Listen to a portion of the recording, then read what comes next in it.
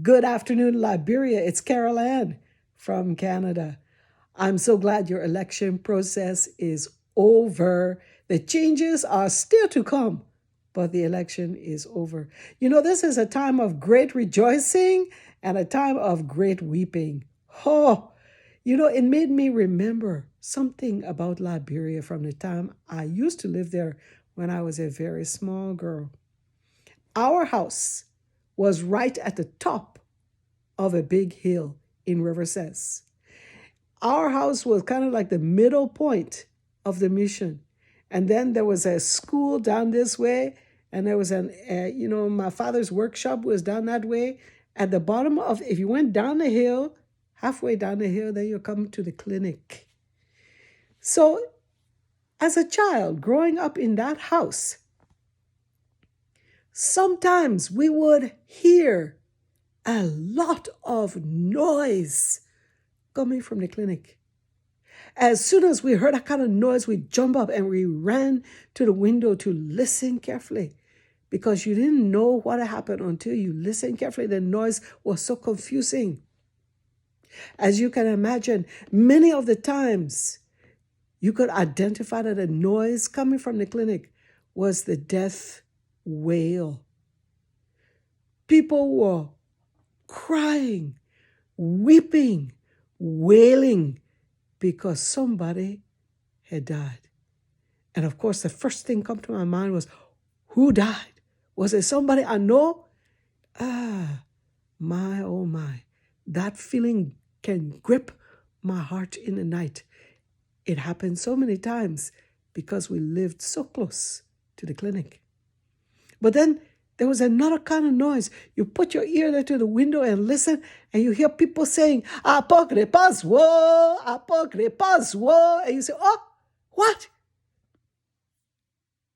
Baby boy or baby girl has been born in the clinic." It's one of the wonderful things about those days in Liberia that I will never forget. Because as soon as the baby was safely born, all those women, the sisters, the aunties, the women in the village, all of them who had come to be there beside that girl when she was giving birth to her baby, they will all start yelling out thanksgiving to God. Apocre paswo. Thank you to God. Thank you to God. We give thanks to God because of this baby that has been safely born. That confusion of noise has been in my mind for Liberia these days. It's like sorrow, sadness. What are you going to do? Your hope had been put in your candidate winning the election. Your hope for your family's future, for Liberia's future. Of course you had hope, or you would never have put your trust in that person. Why would you put your trust and your support behind a person if they didn't bring you some whisper of hope?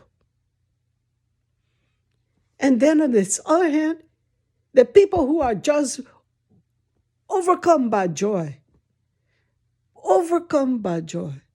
because the one that they were putting their hope in has won the election. It also made me think of a time in Israel many, many, many years ago. I'm not talking about the current Israel today.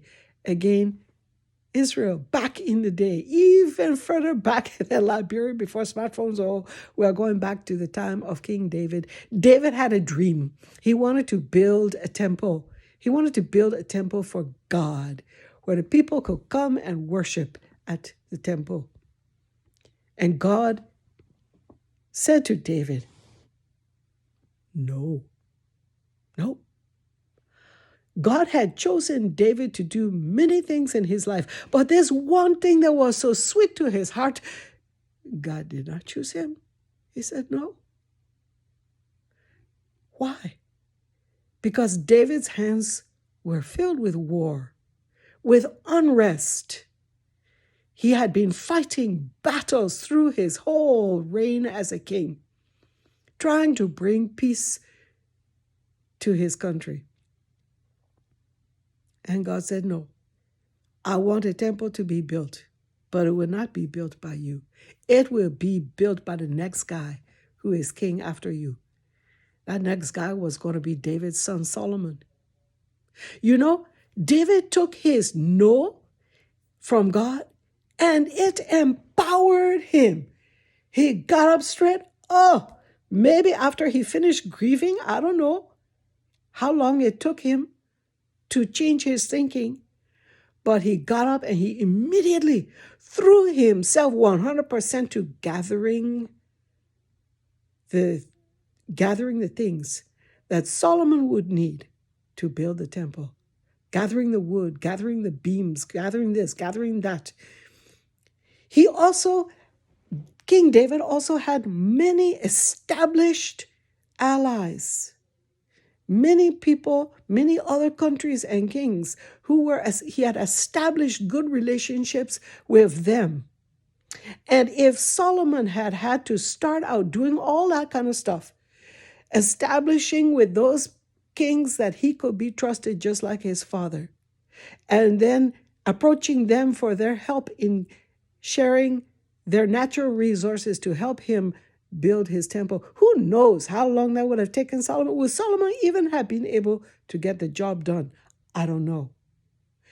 But because King David was willing to put down his own dream and throw himself 100% into the work that would be done after him, everything was successful. Everything was successful. In fact, the temple that was built following that time was so magnificent. Oh, it was magnificent. I still have some other things I want to say about the building of that temple. And so I can't do it now because I'm already over 7 minutes, and I know most of y'all will not even listen past maybe 2 minutes. So I'll keep the rest for another time. But right now, I think all of us have something to go away from with this. The main thing being sometimes we have a dream for our lives. And we have had many dreams and been successful so many times in what we've done. But that one main remaining dream, if we can just complete that also in our lifetime, we will say yes. But guess what? God says no. Now, when God gives us a no on a dream, it doesn't mean there's nothing more we can do. Let's follow David's example. When he got a no, that meant he got up and he did everything possible to make the dream be fulfilled in someone else's life. So, that's all for today. I'll talk to you again soon. Thank you. Bye.